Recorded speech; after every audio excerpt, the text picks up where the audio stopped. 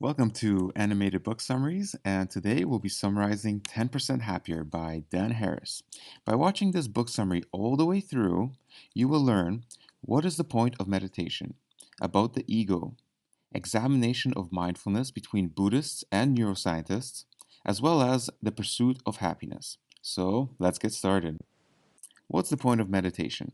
According to the author, it makes you 10% happier. And like any skill, it's something that can develop through practice. It quiets the voices in your head, makes you appreciate the present more, decreases your anxiety over the past and the future, and makes you a better person. Eckhart Tolle on the ego. Our lives, he argued, are governed by a voice in our heads. This voice is engaged in ceaseless streaming of thinking. Most of it is negative, repetitive, self referential. It squawks away at us from the minute we open our eyes in the morning until the minute we fall asleep at night, if it allows us to sleep at all. Talk, talk, talk. The voice is consistently judging and labeling everything in its field of vision. Its targets aren't just external, it often viciously taunts us too.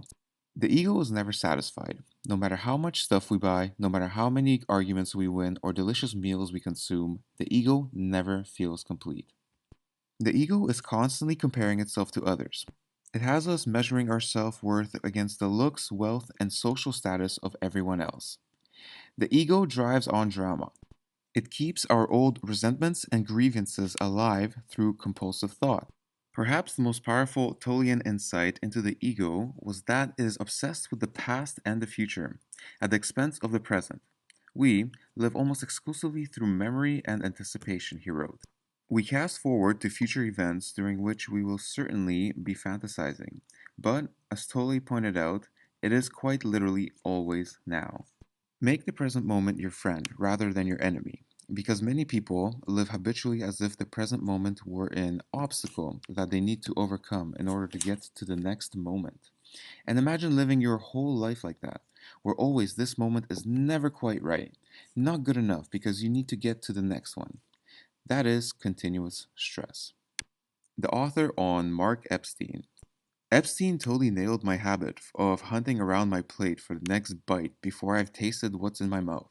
As he described it, I do not want to experience the fading of the flavor, the colorless, cottony pulp that succeeds the spectacular burst over my taste buds. As best I could understand it, Buddha's main thesis was that the world where everything is constantly changing, we suffer because we cling to things that won't last. My favorite Buddhist catchphrase, however, was the one they used to describe the churning of the ego, the monkey mind. I've always been a sucker for animal metaphors and thought this one was perfect. Our minds are like flurry little monkeys, always agitated, never at rest.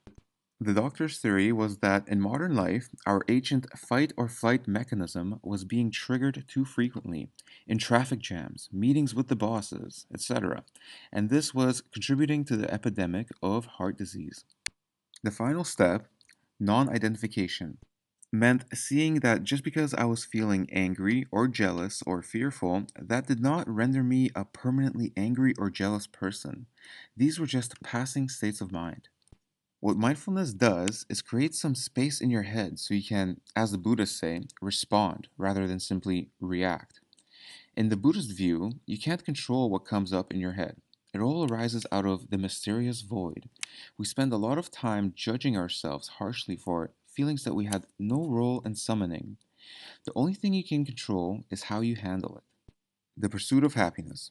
This is the lie we tell ourselves our whole lives. As soon as we get the next meal, party, vacation, sexual encounter, as soon as we get married, as soon as we get that promotion, get to the airport, check in, get through security, consume a bouquet of Auntie Anne's cinnamon sugar sticks, we'll feel real good.